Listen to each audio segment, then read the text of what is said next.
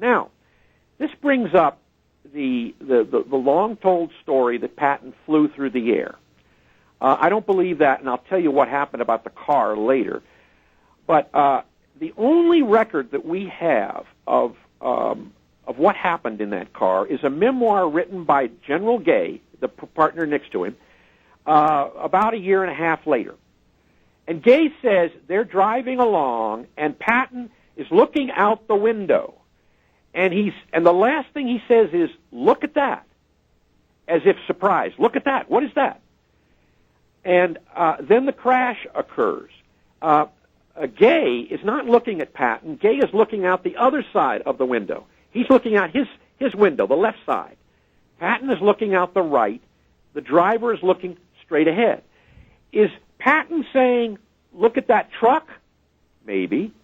But what he also could be looking at is maybe a gun or something coming out of these wreck, which is about 20 yards away. Well, we should mention, as your book mentions, Bob Wilcox, that a lot of roads, especially this road in Germany, immediate post-war, they were bordered. On each side of the road there was stacked junk, detritus from the war, wrecked vehicles, tanks, even aircraft, sometimes piled up, and that's where Bozzato was laying in wait behind some of that metal trash. Exactly. I thought I had mentioned that. You may very well have. But anyway, at that moment he fired, and the interesting thing is that I don't believe that he flew through the air. And if as Bozzato said, he said that would give you he said, "I hit him right in the face." Patton had a gash when he was brought to the hospital that started in the bridge of his nose and went right up, and you could literally lift a flap of skin up and see the bone underneath it. They never could figure out what that is, and they began. The long-hold story was that he hit maybe the top of the little compartment he was in, or he hit a watch or a clock that was in the divider between the front compartment and the back, and then he had to fly back 5 feet, and at the end of the accident, he is on top of General Gay, and General Gay has to take him off himself there. Now, it's much more probable, in my mind, that if you're hit with this force in your face, you just slide across the foot or so. There was only room for one more person to sit there between him and Gay. He's looking out the window. He's hit, and he slides across, and he ends up on top of Gay. Well, he was sitting on the right side of the vehicle. The bolt came from the right side, so it knocked him to the left over onto General Gay. It makes much more sense. Mm-hmm. And so, anyway, but that is the one area that is the most susceptible here. When you look at everything, to me, it's a duck soup situation. But you have to deal with each situation. So one of the big things that I was so intent on doing, because I could finally get some be there on the crime scene, so to speak, was it has always been said that the car that Patton had been killed in was at the Patton Museum in Fort Knox in Kentucky. I got the expert on Cadillacs from Detroit to meet me there, and we were going to go in. We were going to go over this thing. I was going to find out whether anything was dented in it, where he might have hit if he flew through the air, that clock or whatever it is.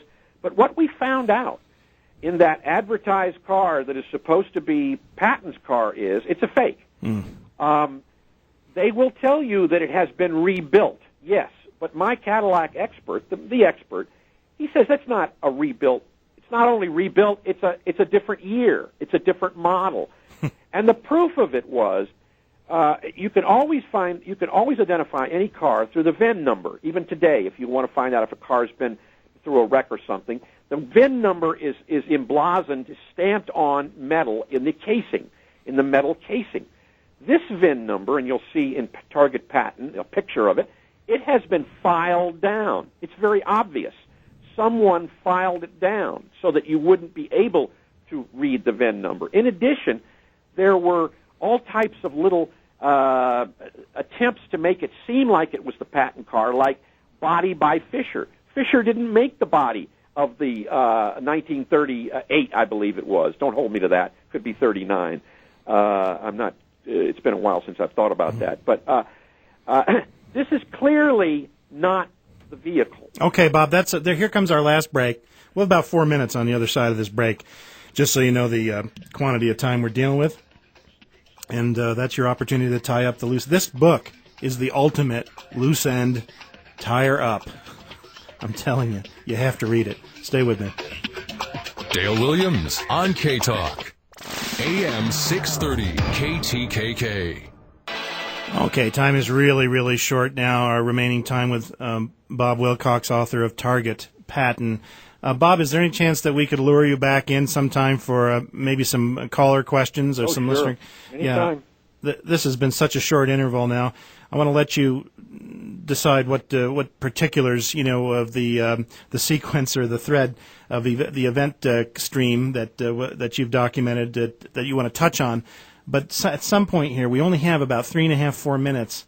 I have a picture of Henry Morgenthau Jr. in front of me, and I figure that this George Patton is like John Kennedy because he was trying to do something on our behalf, trying to act as an American, and this is what Americans who try to defend their country and defend the people at large, this is the fate that they're awarded. And I lay it at the feet of Franklin Roosevelt. I lay this at the feet of, really, Henry Morgenthau. Just answer one question for me, if you could. Did not Henry Morgenthau Jr., the Secretary of the Treasury, didn't he love Uncle Joe Stalin?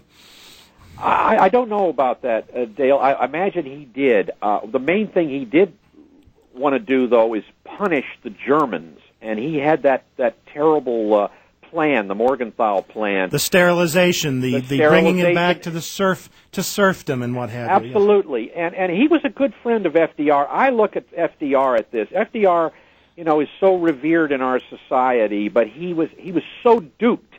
And what we haven't talked about is the Russian penetration in our government, which you will read in Target Patton. It was terrible. They went right to the White House. He had advisors who were communist agents, Russian agents, who were telling us that's why we gave away Europe to the Russians. And so Morgenthau was absolutely part of all this, and would certainly have been part of the get rid of Patton. All I know about him is that he was a good friend of FDR's, and that he was the architect of that. Really kill the Germans' plan that he had. Well, about Bob Wilcox, about 2.5 minutes then to give you free rein and sew this up in whatever way you deem fit. We probably didn't quite get to the very end of the major events. So whatever it is you want to talk about, fire away. Well, it like I said, this is a great mystery. And when we go back to the car, why was this done? Because it was the piece of evidence that might have shown us something that would have been counter to the story that has always survived from there. And there's no question, what happened to Patton was covered up. When you look at all of it, the strange accident, the no autopsy, the car, which is not the car, all of it, and no reports, and on and on. The witness of two people who were there, Bazada and Skubik. These are not people who heard things. These are people saying, I was there. If they were at a court of law, they would be raising their hands. This is what happened to me. Well, this is what I know. We mentioned only last hour, we did not mention this hour, the fact that Bob Wilcox, the man I'm talking about, the author of Target Patton, did exhaustive research in the National Archive of the United States and in other archives, other libraries, everywhere that the records could be of official investigations. And believe me, folks, official investigations of far more minor things than the death of the highest-ranking military man, American military man in Europe, are all through the National Archives. You can find out what somebody had for lunch on a given day, but there wasn't a trace of these investigations, and there were 3 or 4 of them at least, weren't there? I think there were as many as 8. I know there are 5. I know there were 5 that we can't get a hold of that are gone. I want to say that historians, maybe not their fault,